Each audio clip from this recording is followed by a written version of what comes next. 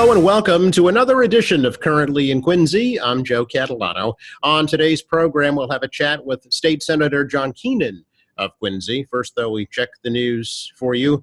Quincy health officials say that all of the precautions at the graduation ceremonies lower the risk that a parent who did test positive for COVID-19 may have spread that virus. The woman was symptomatic when she was removed from the Veterans Memorial Stadium Saturday at 10 a.m. by medical personnel. She later tested positive. In a notification sent out yesterday, officials say that they have reached out to people who were seated near the woman, and they're asking anyone who may have assisted with that medical response to contact the Quincy Health Department. Guests and graduates were all spaced 6 feet apart, and everyone was required to wear a mask. There were 2 ceremonies held for Quincy High School on Saturday to allow for proper distancing due to the size of the class. Graduation ceremonies for North Quincy High School were held on Friday night. Quincy Mayor Thomas Koch is urging people to be more vigilant about the pandemic after a recent uptick in cases in the city. Koch says the number of active cases has gone up from a low of 8 at the beginning of the month to a high of about 50 right now. He cautions that the emergency is not over. I can't stress enough the importance of following the guidelines. Also, if you're not feeling well, stay home. I know there's some folks that may carry it, don't know they have it, but if you're experiencing these symptoms and you're going out playing ball or in a restaurant, that is not helpful at all. So please, if you have symptoms, even if you think it's in the end it may be a cold, similar symptoms, please stay home for the health of others. So again, masks, washing your hands, hand sanitizer, follow the social distancing guidelines, and if you're not feeling well, stay home. Health Commissioner Ruth Jones says many of the new cases of the virus are among younger people in their 20s and 30s. The Hofbrau Cafe on C Street is closed after 3 employees tested positive. There was also a positive case from an employee at Man at Lunch on C Street and some positive tests in a recreational baseball program here in the city. 3 summer school teachers also recently tested positive for COVID-19.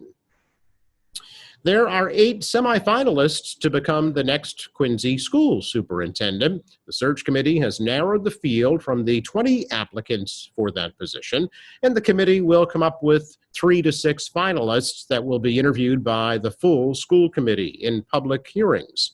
School committee vice chairman Anthony Andronico says the goal is to appoint a new superintendent on August 19th. Superintendent search. I actually this week, potentially as you and I speak, Joe, the search committee is interviewing semifinalists for the position.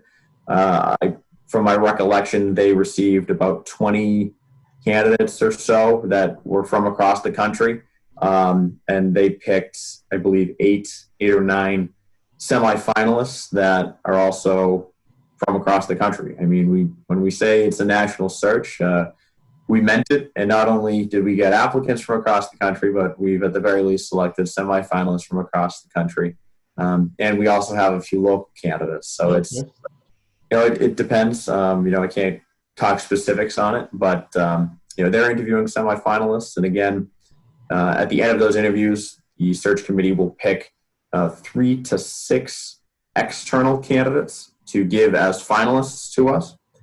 The school committee will also interview any internal candidates as semifinalists. So they'll make the decision on that, internal or external. The search committee will be scoring individuals according to the criteria that we came up with on a matrix. That information will be handed over to the school committee, and then we'll go from there. We do have a brief meeting, the school committee, in the next day or so to talk about the timeline. I think we're going to ultimately take a vote to push out the rest of the timeline by 1 week.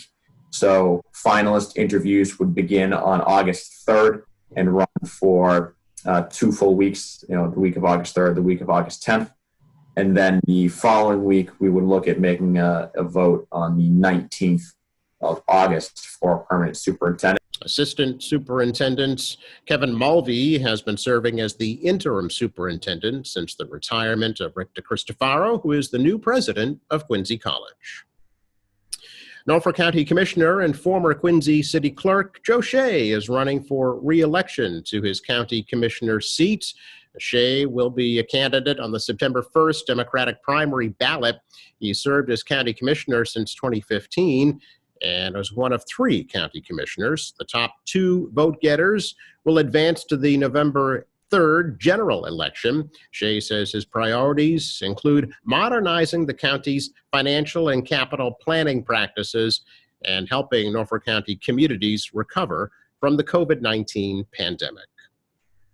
Coming up, we will check in with State Senator John Keenan of Quincy next.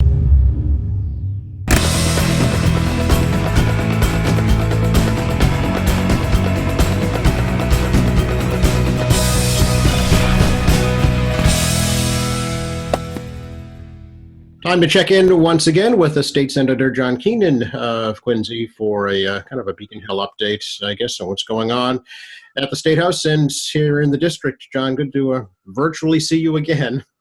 It's great to see you again virtually. You know, hopefully, as we're saying, hopefully we'll get together back in the studio, see each other in person. Absolutely. Is the Senate back in the building at all on Beacon Hill? Not really. Sessions are being done mostly remotely. I've been going into the building and calling in from the office, or if I want to speak on the Senate floor, I'll go down into the chamber. But for the most part, members, we're doing it remotely, similar to what we're doing here. It seems to be working pretty well, but we don't have any certain guidance yet as to when staff will be back in the building. But we're just taking it day by day, but the sessions are proceeding with people there and with people remote. Yeah. Can we talk a little bit about, I guess, the current situation with the pandemic, especially in the Norfolk Plymouth district, and how you kind of view it right now? Yes. When we see what's going on in the rest of the country, it feels good. What we're doing here in Massachusetts and the Norfolk and Plymouth district is kind of representative of what's going on across the Commonwealth. So that's good news. Numbers continue to be as we'd like them to be. Some days they go up, some days they drop, but compared to where we were, we're in a much better shape. The key is to keep doing what we're doing, which is to stay distance and put masks on, make sure we wash our hands, all those things. And if we do that, hopefully we will continue to see these numbers as they are at worst and perhaps improve. But all it takes, we know, is somebody to come in from one of the hot spots somewhere else in the country, and that could all change pretty quickly. And so the state is working now to make sure that they have the PPE ready for what hopefully will not happen, but which is a resurgence, and then also the resurgence and the combination of the seasonal flu. So we've got a lot of work ahead and a lot of time ahead of us to get through. But I'm optimistic that if we just keep doing the things we're supposed to do, we'll have it in decent control. Do you think there should actually be a specific face mask law in Massachusetts? I don't think there's a need for it right now. Massachusetts has had a pretty good record of compliance with the governor's executive orders and the directives relative to distancing and wearing masks. So I think if we continue to wear them when we're in public, when we go to stores, when we any chance that we're within 6 feet of somebody, I think that's the best way to go now. And people seem to be doing that. If people don't, and we see the numbers rise, I guess we'll have to reassess. But right now, it seems to be working, and I think sometimes it works best not with the hammer, but just kind of encouraging people to do the right thing. But again, all this could change, as we're seeing in many parts of the country. Yeah, there's of course there's the recommended 14-day quarantine for folks coming from some of those hotspots. Does that need more teeth, do you think, to make sure that they are complying? It's the same thing. You can say that it's absolutely required, but how do you enforce something like that? So I think education, outreach, advisories, all those things are a better approach. But we'll see what happens. And if things continue to trend as they are, then that should be enough. If there's any sort of a turn and the trend is in the opposite direction, then we'll have to reassess all these things. Yeah. What is the current status of unemployment in Massachusetts? The numbers are still quite high. The unemployment numbers for the country came out yesterday. It was an increase in the number of individuals, not yesterday, but this past week, an increase in the number of individuals seeking unemployment. In our office, we still are getting calls relative to unemployment, and there's been a little bit of an uptick on that, I'd say, in the last 7 to 10 days. And we may see more people going back to work now that the federal benefits are set to expire. Employees may be more willing to go back. It's still that risk assessment that they do. Do they want to go back? Risk exposure, but the numbers are pretty good. And so there may be a financial need to go back, and that need may be met with a climate that's pretty good right now. So, but unemployment is still incredibly high, and it's having a pretty significant impact on our state budget. You know, the governor had mentioned not too long ago some of the scams involved with the unemployment system. Is there any improvement on that front that you've heard of? The state is proceeding very cautiously. What has happened with the scam is that people who have had their information stolen previously through one of the big company breaches or something of that nature, credit card breach, that information is out there and available to people who want to scam individuals, or in this case, the government. And there was an alarming increase in the number of people saying that their information was being used. And that has slowed down the state's process in getting benefits to people, because they are being very careful, and they've added an additional layer of identification required to get the benefits. And so it has had an impact, but the state is responding to it, and hopefully we'll see those claims of scams decrease. Sure. While we're talking about money, what's the current status of the state budget, John? Not good. Yeah. We still do not have a state budget for fiscal year 2021, which we are now in. We are wrapping up fiscal year 2020. We don't have final numbers yet. It will be a while before we have final numbers, but there's estimates that we may be somewhere about $700-800 million in deficit for fiscal year 2020. So we will have to rely on federal funds to close that gap, or use funds that are in our rainy day account. For fiscal year 2021, we're in basically approaching a second interim budget, which is kind of a bare bones level funded budget from last year. We are waiting to see what the federal government does. The projections for fiscal year 2021, as far as a decrease in state revenues, is between $6 and $8 billion. So the governor submitted his budget in January based on an agreed upon revenue figure. Since that number was determined, there has been a decrease in that estimate by about $6 to $8 billion. So it's really going to depend on what we get from the federal government. And the bigger concern is going into fiscal year 2022, because there's just so much uncertainty. We might be able to plug some holes with our rainy day account with some federal money, but if we use both of those things for fiscal year 2021, it leaves us exposed for fiscal year 2022 if the economy doesn't come back in some form, of some very strong form. Yeah, and speaking with like the mayor here in Quincy and some other town officials, they're concerned about how that would impact their local aid figures, their education aid figures from the state. Obviously, there are no answers right now to those, right? There are no answers right now. We're recommending that they look back at what happened 2008, 2009, and use that as a bit of a guidepost as to how they plan their budgets. The city, it's been reported what the city has spent related to COVID, and there are some projections that they'll get a significant amount of that back from the federal government, but everybody is still waiting. Yeah. Can we talk a little bit about going back to school in the fall? That's kind of like the really pressing issue right now. It all hinges, obviously, on the pandemic situation status, if you will. What do you think about the state guidelines for going back to school? I think the state guidelines are just that, they're guidelines. And I've heard from some of the school departments that they have some concerns about what they'll be able to implement, whether they'll be able to afford some of the things that they want to do. And so it's still, as with the state budget, it's one of those things that's still work in progress. Most of the school systems now are developing alternative plans. One is to go back to school and to make sure that you do distancing within the classrooms, and mask wearing, and offering additional wash stations and things like that. The other is to have remote education. And then the third is a hybrid, that perhaps some students will be in school for a number of days, and then another group of students will come in for a different number of days, and they'll trade off in classroom and remote learning. All of that is still being worked on. It's going to be number driven, and it's going to be driven by updated guidance in terms of what is going to work best. Some schools are wrestling with whether to do temperature checks for every student or not do temperature checks. So there's a lot of discussion still ongoing, and the return to school is coming up very quickly. So decisions will have to be made, and we'll see where they lead. But it's clearly a cause of concern. But we can't underestimate how important it is for students to get back.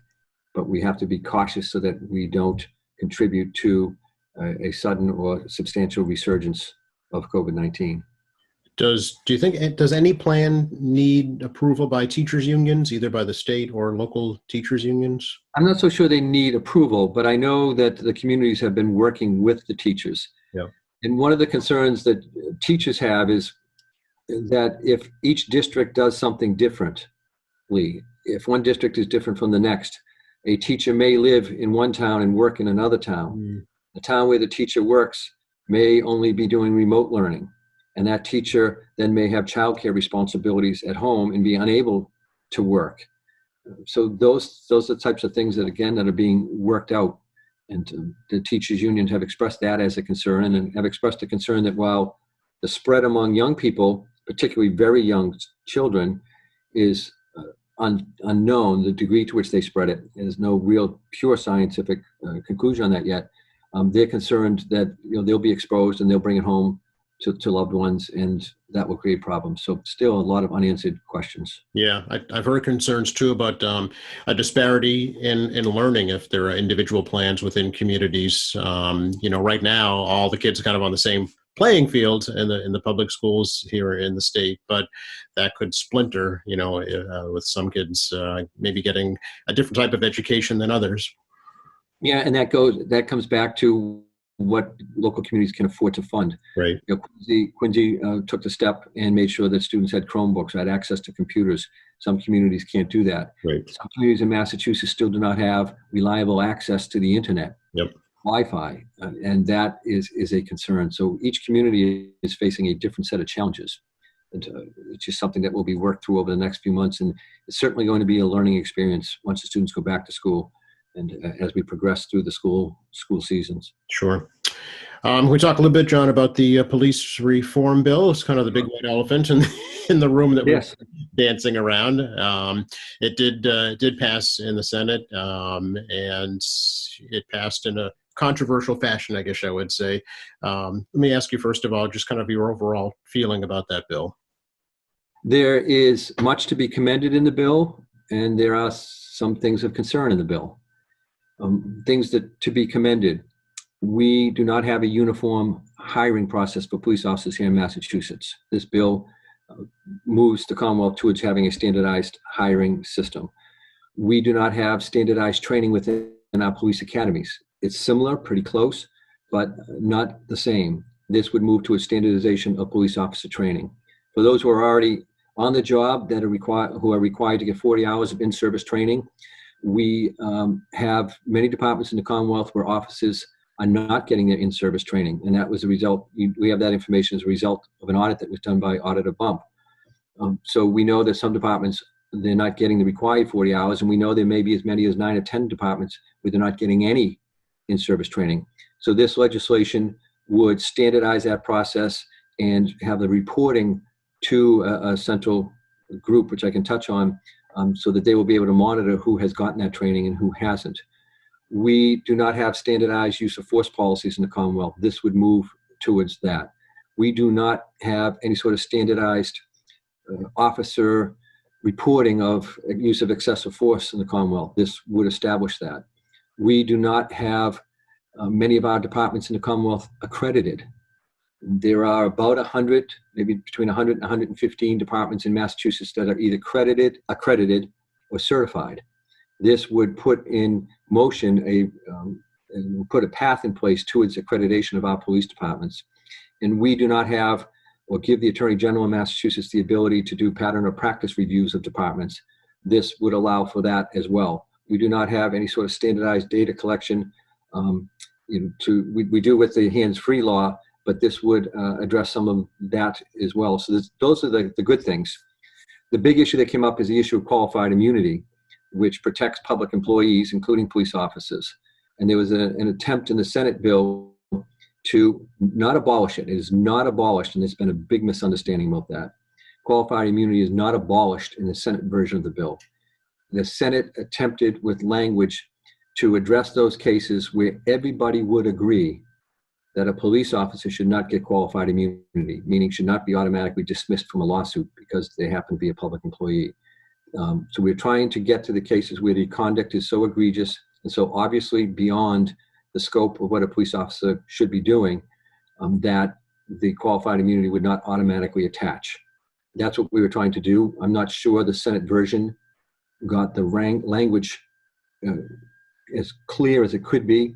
So I joined with 16 other senators to try to get that issue, qualified immunity, removed from the bill, send it to a panel of experts, have them come back with the language that matches the intent of what we were trying to do. But we were unsuccessful. There's 16 of us who tried. There is, I think, a concern about an impact on collective bargaining rights. I raised that on the Senate floor. I was joined by my colleague, Senator Mark Pacheco. We spoke on the Senate floor. Ultimately, there was a compromise that gives better protection to collectively bargain rights to grievance. And so that was in the bill. The amendment was in the bill. But there's still, we want to make sure that collectively bargain rights are recognized and preserved. So there are some really good things in the bill. There are some things that need additional work. And in totality of reviewing those, I thought that it was more good than there was bad, and that it warranted being moved to the next step. And that's where it is now. As we speak today, on Friday, it is in the House of Representatives being debated. And they will produce a bill. And to the extent their bill is different than ours, a conference committee will be formed and they will work out the differences. They'll present a consensus bill that will be presented to the House and the Senate for an up or down vote. And if it passes in both branches, then it goes to the governor. And I will, one, make sure that we have time to review that bill, and two, to make sure that it reflects more good than bad. And hopefully at the time the process has been completed, those things of concern will have been addressed. And so I'll see how that looks before making my final decision on whether to vote to send it to the governor. Well, much was made about the manner in which the Senate passed the bill late on a Sunday night without a public hearing. How do you feel about that? I felt, and I expressed this, I felt that it was not a good process. It was not a good process. It was a 72-page bill, and I have a process that I follow in reviewing legislation. Usually amendments to bills are due on Tuesday, and so Sunday night is the time I set aside, usually between 9:30 at night till literally to 2 in the morning, where I review the legislation. I redline it with recommendations for amendments or with questions. I review it with the folks in the office on Monday, and then we prepare our amendments. We did that here, but we were certainly rushed. And then the session that we had was scheduled for a Thursday. It was objected to by Republican Ryan Fatman. On Friday, I joined him in objecting to the process, trying to get at least a couple more days to talk to different people. And I used that time to talk to police chiefs, Boston Police Patrol Officers Association, state police, with the NAACP, the ACLU. We're on a conference call of about 20 people to try to address at least the qualified immunity language. And then it went to the Senate floor. Our ability to stop it any further was exhausted. We took up the bill, and unfortunately, it took many hours to get through the bill, and we voted on it in the morning. There was some criticism about there not being a public hearing on the bill, and that's justified. However, the process that there was a committee that wrote this bill. The process that they used was to take bills that had worked their way through the legislative process and to include them in the bill. So this became kind of a combination of different pieces of legislation. For instance, on qualified immunity, there had been a hearing back in September on the qualified immunity piece of the bill. There had been a hearing on bills relating to setting up the POSAC, which is a police kind of oversight committee. That had been subject to hearings back in July of 2019. So a lot of the pieces had hearings. The bill itself didn't. And it would have been obviously good to have a hearing on the bill itself. So a lot of folks have asked me, what's the rush? Why the expedited process? There's a couple things driving that. One is the context of the times in which we live. Mm-hmm. There was an impetus. This committee that wrote the legislation was formed right after the George Floyd situation. And so that was the impetus for forming the committee. And then the committee was mindful of the legislative calendar, where our legislative session goes through the end of December into next January. The formal sessions where bigger bills, more controversial bills are taken up, typically ends on July 31st. And so they looked at that as a deadline. And those two things kind of what contributed to trying to move this as quickly as possible.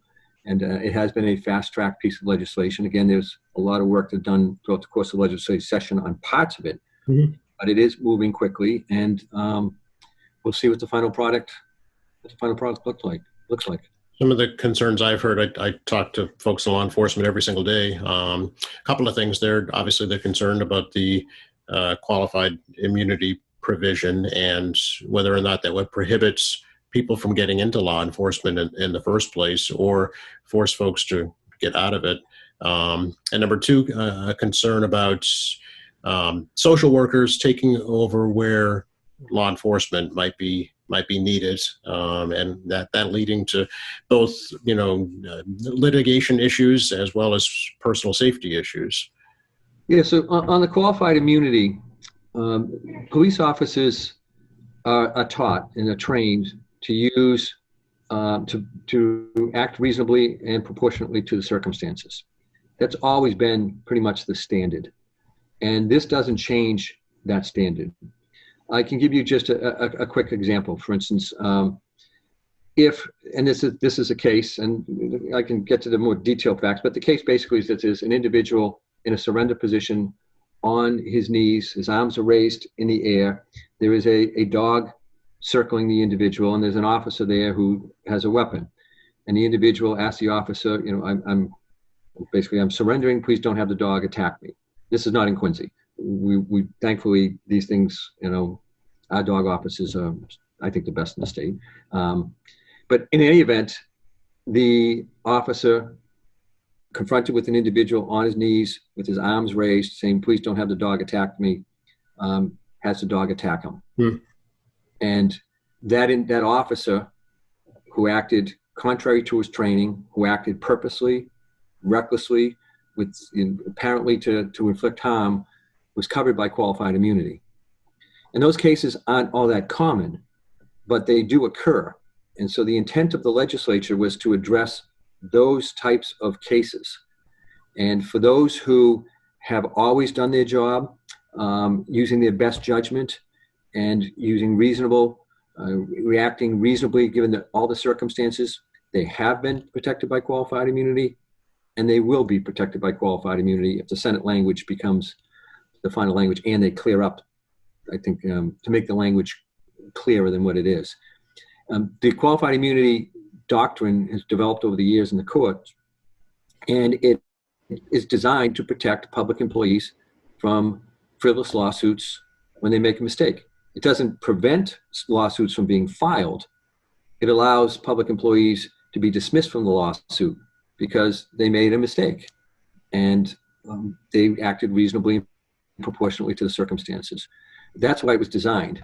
And the way it's been applied over the years is there's this funky standard of whether there's an established law on the matter. And if the law is not clearly established, then somebody gets it automatically. So in that dog case, there really hadn't been a case like that before. So it hadn't been clearly established. That officer got qualified immunity. And we're saying, it may not have been clearly established because it had never been brought up in the courts, but everybody would agree that behavior was not something that should get a police officer out of a lawsuit. Now that police officer still has due process, will go through civil due process, will still go through that litigation, and will still be subject to a trial and then a jury deciding whether the officer acted reasonably and proportionately. Okay. So it's just that officer in that case was able to get out of the lawsuit right at the beginning because it hadn't been addressed before. Okay. And that's what we were trying to address. Now, whether that has an impact on attracting people to law enforcement, the climate now is it's always been a very, very difficult job, an increasingly difficult job in this environment. And I think that will deter people from joining law enforcement. Whether this legislation itself does, I think depends on how well the public and police officers and public employees are educated on any changes to the qualified immunity statute. And if they are educated by their attorneys, meaning their union attorneys and the leadership within police departments, they'll know that as long as they do their job, they're going to be covered when they make a mistake. And that shouldn't impact people joining law enforcement. And my intent as I looked at the bill was, does this move law enforcement forward? And I think if you have standardized use of force policy, standardized hiring, standardized training, standardized education, require officers to report uses of excessive force by fellow officers, ultimately we'll have law enforcement where people will feel more certain coming in as to what's expected of them. And I think that will help attract people back to law enforcement. Mhm. During this period of, it seems like the world is upside down, and I know that law enforcement officers are feeling the brunt of that. Right.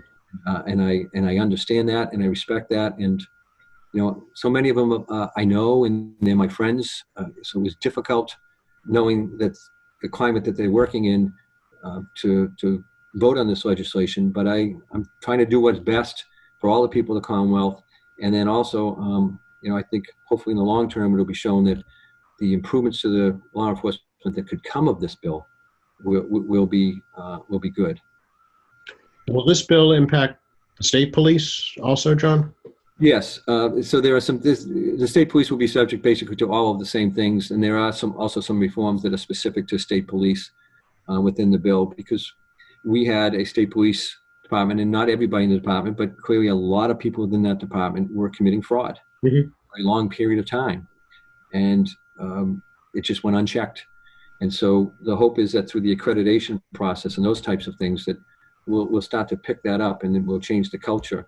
And I know that some police officers aren't happy when I mention this, but we do have a situation out in Springfield, Mass, where that department is under Department of Justice review, and the Department of Justice released a report last week talking about the excessive use of force within the narcotics unit of that department. And that it's gone on for a long time. And people say, well, are we overreacting to what happened in Minneapolis? We are reacting to that, but we have issues here in Massachusetts. I firmly believe we have the best law enforcement in the country, the best educated officers. They do overall get the best training. I think we're particularly fortunate in the areas that I represent, and in Boston, I think is one of the best big city police departments in the country. But we can't rest on our laurels. We have to recognize that not every officer is getting in-service training. Not every department is accredited, that we do have issues in state police that were long-standing. We do have issues in other police departments like Springfield that are long-standing, and those have to be addressed. How about, does this also include MBTA police, environmental police, the sheriff's departments? Yes, the sheriff's departments, to the extent that if they go out and do details and so forth, they will be covered. And there was some concern that law enforcement wouldn't be involved in the regulations that will be drafted as a result of the legislation. Again, I say all this with a big if it ultimately passes. But there are on the committee that will license police officers, and I think there's only 4 states, or maybe I think there's 40 states in the country that have this kind of licensing process where they have this post committee. And there's a lot of concern that police officers wouldn't be on that committee. The House of Representatives is working on a bill that has a different version of the committee, but the Senate version had representatives from the state police, from the MBTA police, from Boston Police, from the Mass Chiefs Association, an officer of rank of sergeant down, somebody from the minority law enforcement. So all those, there is a substantial representation on that committee that will license and de-license police officers, and that will work to establish a lot of these regulations. How about any civilian representation? Has that been considered at all? Yes, there is civilian representation. There's a total of 13 on the Senate proposed board. Okay. And I believe 5 or 6 of those are law enforcement, and the rest come from other appointments, NAACP, ACLU, and other community and other groups. Yep. So it's a mix. And people said, well, other boards, teachers, doctors, and lawyers, they all oversee each other. Well, teachers, I don't know if there is a teacher on the licensing board for teachers. For lawyers, there are civilians on that board, the Board of Bar Overseers. The Board of Registration in Medicine, there are civilians. And so there are civilians on this board that will license police officers as well. The idea of the licensing is make sure that they get the training they're supposed to get, they'll get their license renewed. But if they don't, or if there's some issue that results in them losing their license, they won't be able to go to a neighboring town. They won't be able to go to a neighboring state and become a police officer. There is a federal database right now, a national database, where all this information in Massachusetts would become part of that. So are these paid appointments, or how will they actually be appointed?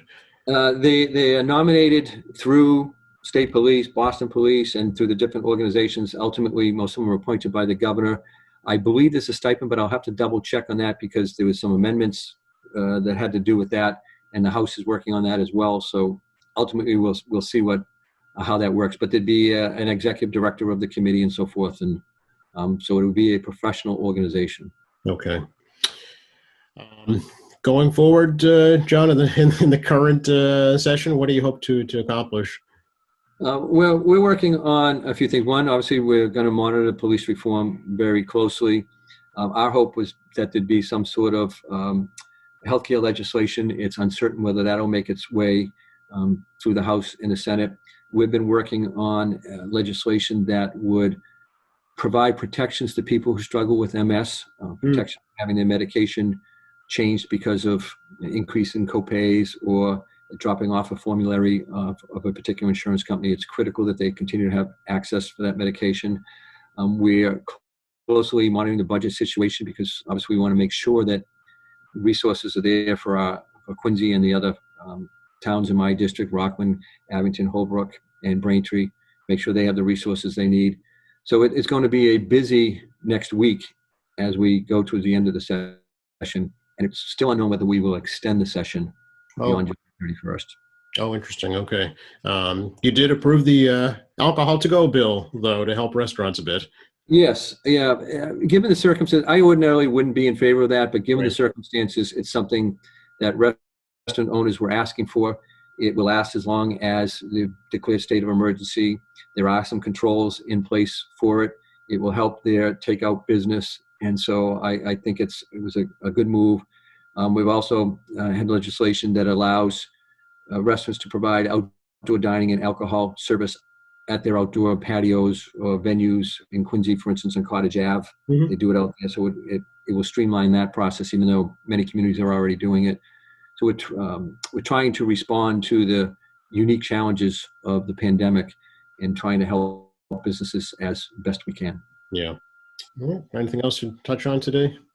No, it's just it's challenging times, and the police reform bill and a lot of the other legislation that is coming before us is highlighting that the difficult times for people, and people have heightened levels of anxiety. There's no doubt, and people are moving towards extremes, and it's my hope that we continue efforts to bring people together, that we just don't settle on yes, no, up, down, left, right, that we have dialogue, that we have discussion, that we bring people to the table and continue to move things forward rather than just swinging back and forth with nothing getting done. The times demand us to do that, and I hope we continue to make efforts to bring people together. Yeah. How do folks reach out to you, John, especially during this time? What's some good ways? The best way to do it is 617-722-1494. That's the office number, or they can send an email to john.keenan@masenate.gov. Those are the two best ways to get in touch with the office. We're working remotely, but it's been pretty seamless. We're in constant contact. The only thing that we don't get to do is see each other in person, but other than that, the contact is still the same. And I just want to say thank you too. These are very challenging times, and people are upset. And I have to say that the folks that work in my office, they are top-notch. They're doing incredible work for the people that we all, me and my team represent. In very challenging times. They're working really hard. They're doing great things. They're helping people with their unemployment benefits and registry motor vehicle issues, you name it. We're getting those calls and we're responding as best we can. And we're even getting calls from some other districts because somebody in our district will have a relative in another district and say, oh, we got a good response here. And so people are calling, and we're happy to help out as many people as we can. We're not advertising for additional business. Right. I just want to say, to the people of Quincy and the rest of my district. There's a great team working on your behalf, and I'm proud to be part of that team. All right. Well, good to talk to you. Good to virtually see you. I said this before, but I'll say it again. Hopefully it can be in person next time. Right. Let's hope. Thanks very much, John. Thank you, Joe. Be well. You too. Thanks. Special thanks to State Senator John Keenan of Quincy for joining us today. Thank you to our crew, and thank you for watching. And a reminder to please participate in the Quincy COVID Memories Project.